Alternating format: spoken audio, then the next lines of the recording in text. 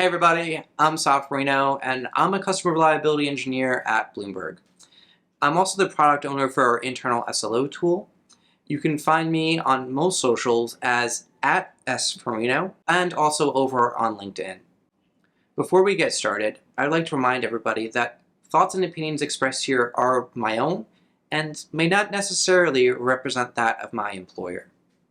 With that out of the way, let's start talking about 9 SLIs. Oh my. We all are on a golden path towards achieving reliability.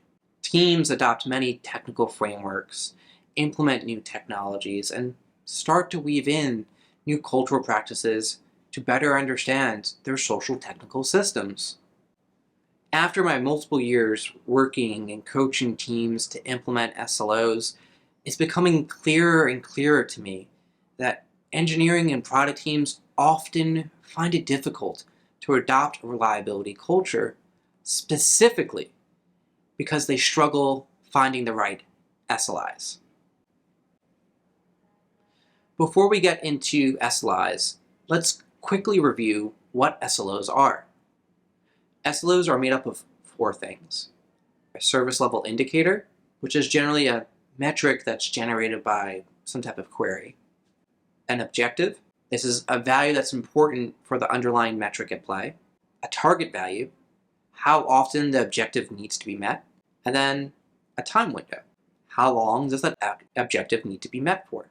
Now, let's pull back the curtain and see what this looks like with a hypothetical example. When you put it all together, you end up with something kind of like this. Here we have an example of an availability SLO. Our service level indicator is the HTTP status code for that service.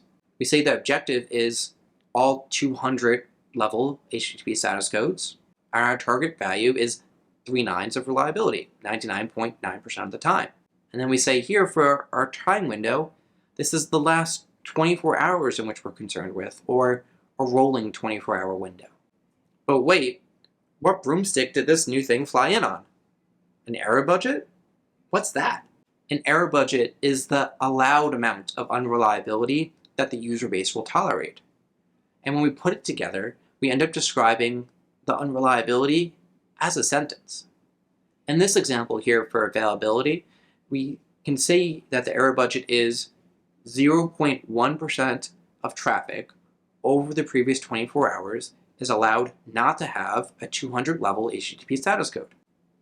Let's look at another example regarding latency. Here, the SLI we're concerned with is the cart checkout processing time. How long does it take to check out my cart? Our objective is less than 750 milliseconds, and our target value is 4 nines, 99.99% of the time. Our time window, this is a monthly calendar duration SLO. And likewise, we get an error budget here of 0.01% of cart checkout requests each month can take longer than 750 milliseconds. While not as tough as defying gravity, SLOs are hard to get right, and it generally takes time and iterations to tweak, tune, and adjust. However, there's an underlying assumption that the SLIs themselves have been or are providing value. As hard as SLOs are to get right, thinking of a good SLI is also difficult.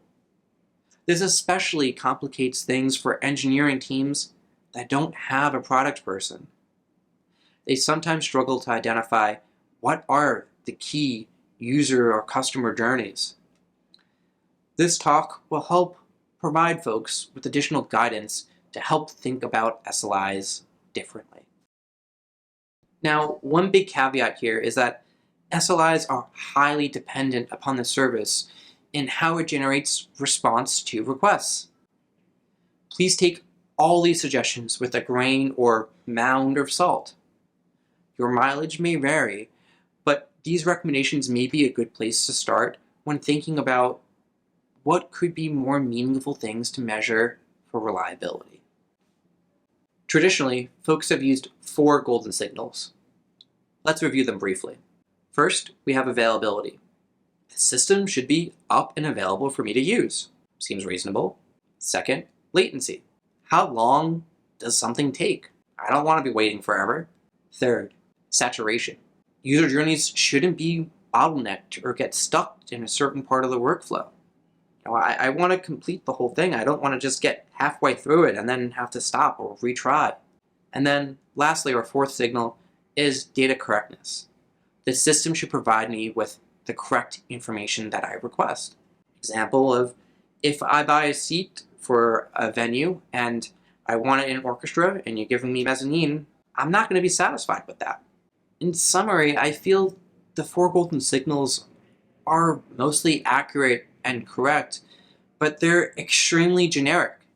I previously have viewed these as units for a base idea, but they often need to be partnered with another concept, expectation, or use case in order to provide additional value and insight. In 2021, Niall Murphy gave a keynote at SRECon, encouraging reliability practitioners to start pushing forward some new ideas for reliability and SRE. It's in this spirit I'm proposing we start thinking about SLIs somewhat differently and step a bit outside the lands of SRE and engineering. In other words, we're not in Kansas anymore. I know reliability folks love nines. To get there, we'll be dividing this talk into 3 themes, each of which consists of 3 SLIs that focus on learning something differently about your systems. As we progress through this talk, the grouping of SLIs and questions will become more controversial and start straying away from traditional guidance. Our first group of SLIs are those concerned with customer and user experience. The second is around supporting services. And then lastly are those around management and reputation.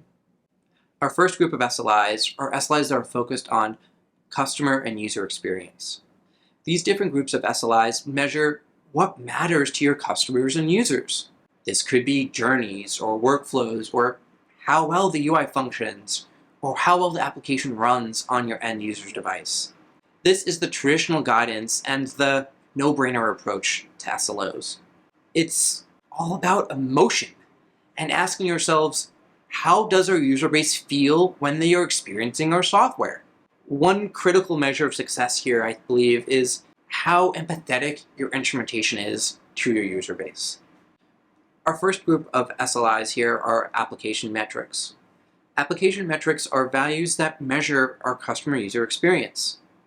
Things to consider here are tracing around critical user workflows, or collections of services that operate in conjunction to output something that users desire without a human intervening.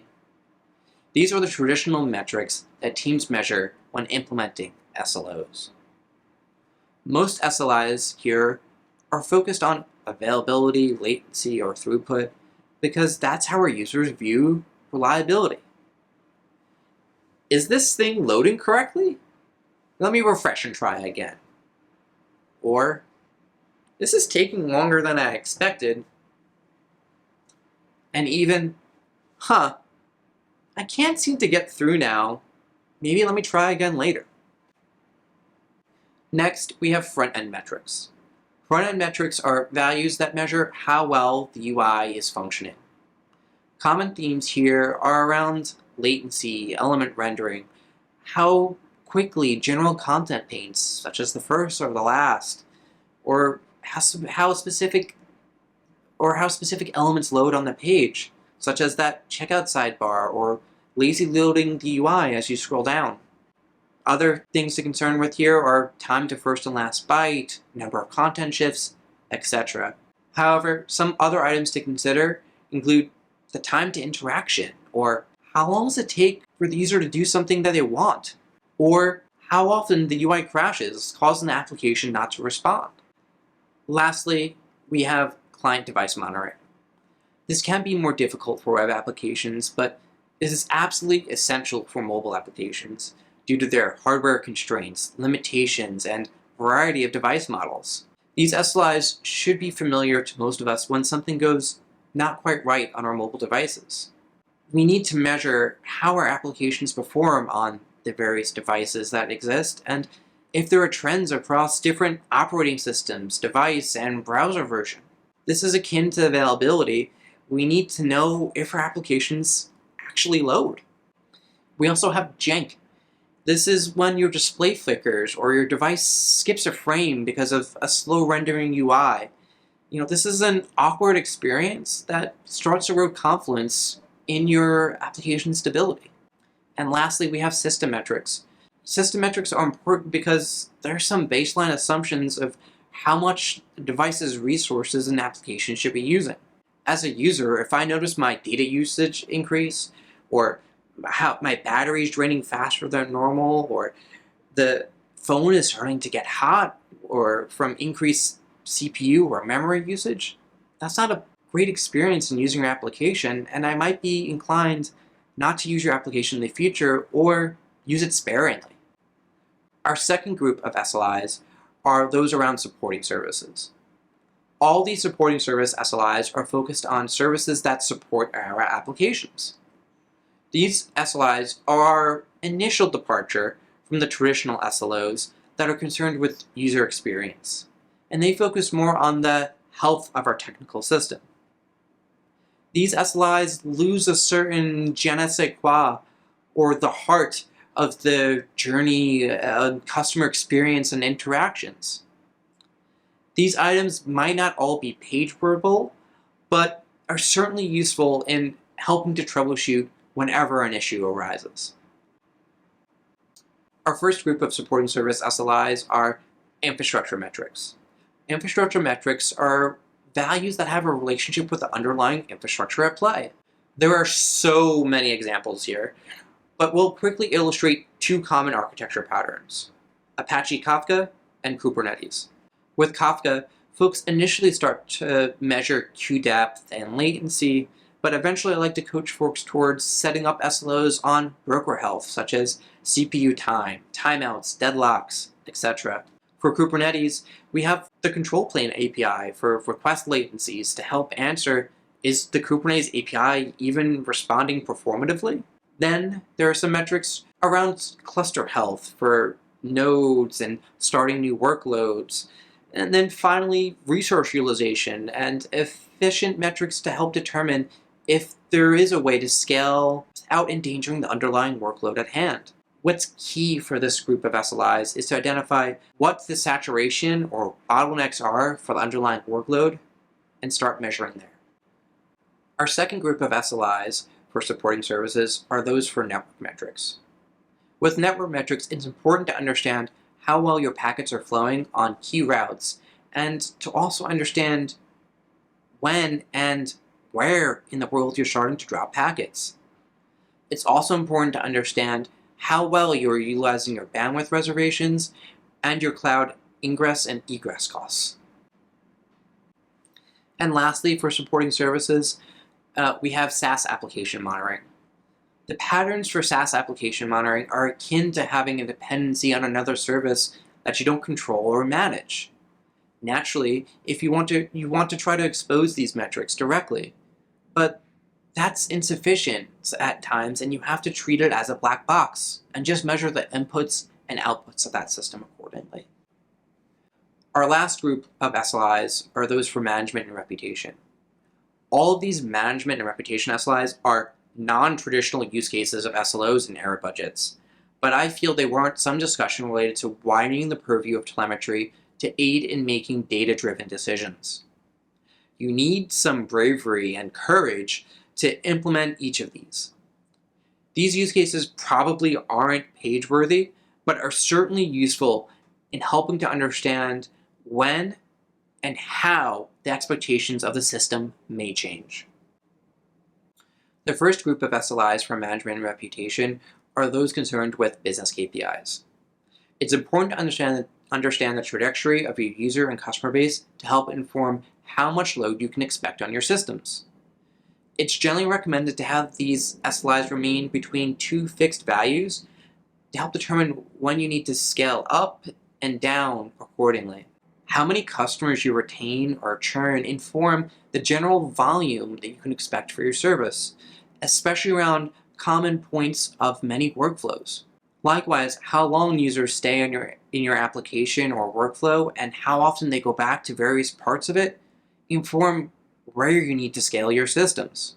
Figuring out where users get stuck in various parts of your funnel helps understand where your teams need to invest additional development resources to help create smoother experiences. Further, understanding how people start to access your service also gives additional insights. Does your user base cold open your application? Or do they click on a link you emailed them or someone else shared? Perhaps it was a push notification or a badge that was on the home screen. It's important to understand the patterns in which traffic originate and when they may or may not generate additional load on your system. Next, we have public sentiment. There's something every developer wants their application, and that's for it to be popular. It's generally accepted to measure how often your company or product is mentioned on social media or talked about by journalists in their articles, as well as how many customer support tickets are generated. However, when the volume of these metrics start growing quickly, you must be aware of it in order to maintain your company or brand reputation. It's also a clear signal of your application's impact on engagement with customers. But the inverse is also crucial. If your mentions drop, or maybe it's necessary to have a new marketing campaign to regain that engagement. Or if your number of support tickets suddenly decrease, maybe users are having a hard time creating a ticket or have stopped using the product entirely. Keep in mind, sometimes your mentions could increase for the wrong reasons, and people are dissatisfied with the product and they're speaking their minds. Finally, and probably the most controversial SLIs, are those around competitive benchmarking. It's important to remember that our users set the expectation for us. Let's consider an example. If you're in a competitive industry, such as streaming media, and you notice one of your competitors' time to buffer decreases by 20% consistently, you might want to start asking yourselves, what do they know that we don't? Because it's only a matter of time for users to eventually start expecting the same experience from you as well. It's also important to be aware when your competitors have an outage, as you may end up with increased traffic. Consider what happened the last time your favorite social media application or streaming provider had an outage. As a user, you still want to access that content and start looking to see if it's available on other platforms. You want that instant gratification, and your customers will do the same. All right, let's start bringing it all home. It's clear to me that the concept of an error budget and the framework that SLOs provide opens the door to other possibilities of making more informed and data-driven decisions. Each of these three groups of SLIs that I talked about will give you insights into different aspects of the reliability of your system or application. It's only when you use them together do you get a complete picture. Can you just use one or two of these groups and see positive results? Absolutely. But when you do, you end up in a rock, paper, scissors type of scenario.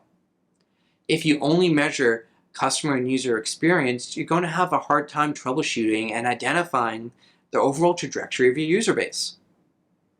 If you only measure infrastructure metrics, you're losing out on proactive customer insights and their sentiment of the product.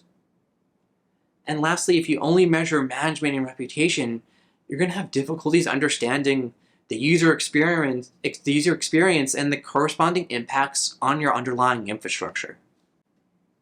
With all that being said, I'd like to make some acknowledgments for people who have influenced me in some of the thoughts and ideas I've had in preparing this talk. First off, I need to thank Alex Hidalgo for authoring the SLO book and evangelizing SLOs as a whole.